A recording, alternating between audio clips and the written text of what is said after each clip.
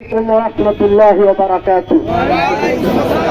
إن الحمد لله والصلاة والسلام على رسول الله. أما بعد، فأعوذ بالله من الشيطان الرجيم.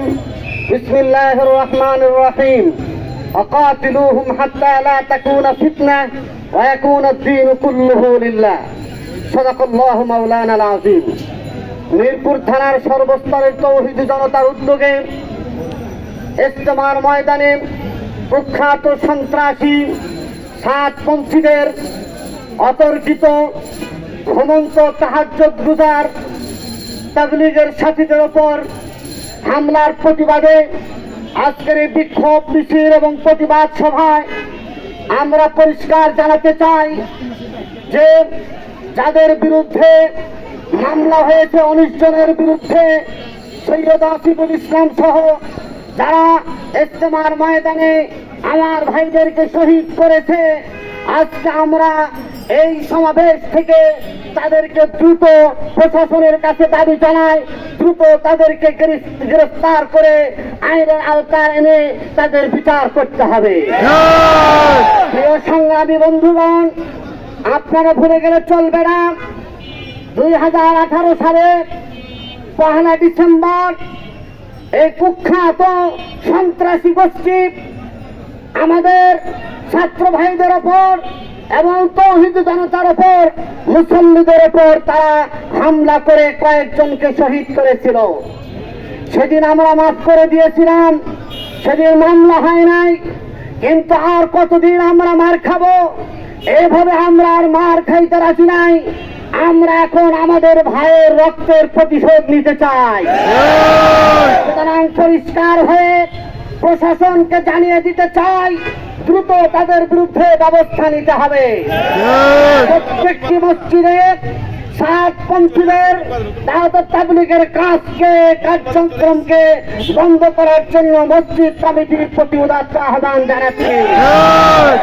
আমরা পরিষ্কার বলে দিতে চাই, আমরা কারোর বিপক্ষে নই, আমাদের কারোর সাথে কোনো দুশ্মনী নেই, কিন্তু কেউ যদি ইসলামের বিপক্ষে যায়, কারোর যদি আকীদা নষ্ট হয় এবং কেউ যদি আমাদের ভাইদের উপর, মুসলিমদের উপর হামলা করে, আমরা বসে থাকতে পারি না।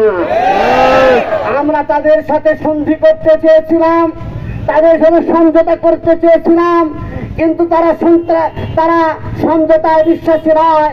তারা বহির্দেশের এরকম গোয়েন্দা বাহিনীদের সহযোগিতা নিয়ে দেশীয় অস্ত্র শস্ত্র সহ এমন ভাবে হামলা করেছে যার ভাষা আমাদের কাছে নেই। সুতরাং এই সরকারকে দুর্বল করার জন্য একটি গোষ্ঠী শুরু থেকেই যারা চক্রান্ত করে আসছে, তারাই আজকে আমাদেরকে অর্থাৎ এই সরকারকে বিশ্ব ইজতেমাকে বন্ধ করার জন্য ষড়যন্ত্রে লিপ্ত হয়েছে। বিশ্ব ইজতেমা বাংলাদেশের জন্য একটা ঐতিহ্য, এটা গৌরবের বিষয়। আজকে ওই ইসরায়েল এবং ইন্ডিয়া সহ যারা আছে, তারা বাংলাদেশে বিশ্ব ইজতেমা চায় না। বাংলাদেশের সমৃদ্ধি হোক, রেমিটেন্স পাক, এটা তারা চায় না। সুতরাং আজকে আমরা সরকারকে জানিয়ে দিতে চাই, সরকারের সাথে একত্রতা ঘোষণা করে আমরা বলতে চাই, ইজতেমা যে ঘোষণা দেওয়া হয়েছে, একটি পর্বে ইজতেমা অনুষ্ঠিত হবে ইনশাআল্লাহ।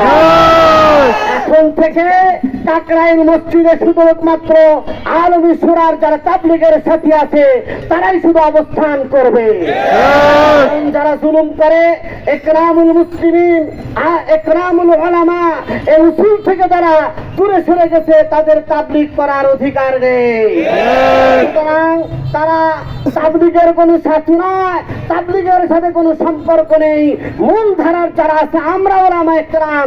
সুতরাং আমি তৌহিদি জনতা এবং যে সমস্ত সাথীরা আমাদের কল্যাণপুর, মিরপুর, পাইকপাড়া যারা ওই পন্থী আছে, তাদের উদাত্ত আহ্বান জানাবো, তওবা করে আলেম ওলামাদের হাতে হাত রেখে যদি আপনারা তাবলীগের কাজ করতে চান, তাহলে তাবলীগের সাথে অর্থাৎ আলেমী সূরার সাথে সম্পৃক্ত হয়ে কাজ করবেন।